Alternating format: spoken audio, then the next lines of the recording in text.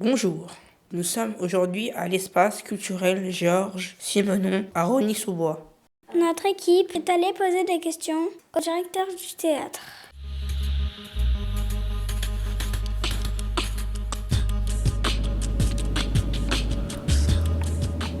Bonjour et merci de nous recevoir.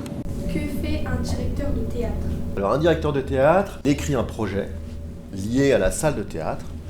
Il fait une programmation de spectacles tout au long de la saison. Alors une saison c'est quoi ? C'est du mois de septembre jusqu'au mois de juin. Et il propose, pour moi, il propose effectivement des spectacles pour tout le monde. C'est-à-dire pour les petits, pour les grands, des spectacles de toutes sortes, c'est-à-dire de cirque, de danse, de théâtre, de musique, des concerts, des spectacles pour le jeune public, des spectacles pour le très jeune public. Et puis, tout autour de cette programmation, il fait en sorte que le public puisse venir. C'est-à-dire, on parle de communication, mais il n'y a pas que ça, il y a aussi le fait de donner envie d'aller voir des spectacles, d'aller chercher les publics, afin qu'ils puissent découvrir les spectacles qui sont dans leur salle de spectacle, dans leur théâtre, puisque le théâtre appartient quand même aussi aux gens, au public. Est-ce que c'est important de montrer des spectacles au jeune public ? Alors oui, c'est très important de programmer des spectacles pour le jeune public. Pourquoi ? Parce que en fait, le jeune public est le futur spectateur de demain, d'abord. Donc pour un théâtre, c'est important de s'adresser à tous les publics. Plus petits, il existe même des spectacles pour les bébés. Et puis donc de sensibiliser tous les gens, tous les publics à venir regarder un spectacle, à rencontrer l'œuvre théâtrale finalement. Et ça c'est très important effectivement.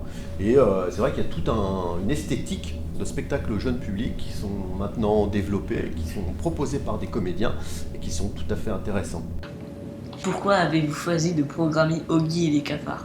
Oggy et les cafards, c'est un ciné-concert. Il faut savoir qu'ici vous êtes dans un théâtre et cinéma, c'est-à-dire que dans la même salle il y a du théâtre, des spectacles de théâtre et de cinéma. Et donc le projet dont je vous parlais auparavant, que j'ai écrit moi, il vise justement à promouvoir cette transversalité qu'il y a entre le spectacle et le cinéma. Et donc le ciné-concert est ce spectacle qui rassemble les publics du spectacle et les publics du cinéma. On a beaucoup de ciné-concerts qui sont avec des pianos, des musiques un peu classiques.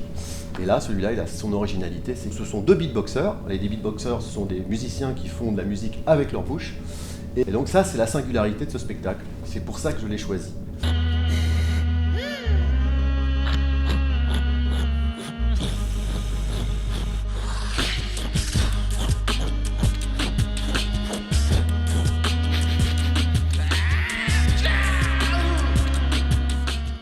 Merci à tous. Et vous, chers spectateurs, N'oubliez pas d'aller faire le plein d'émotions avec le spectacle vivant.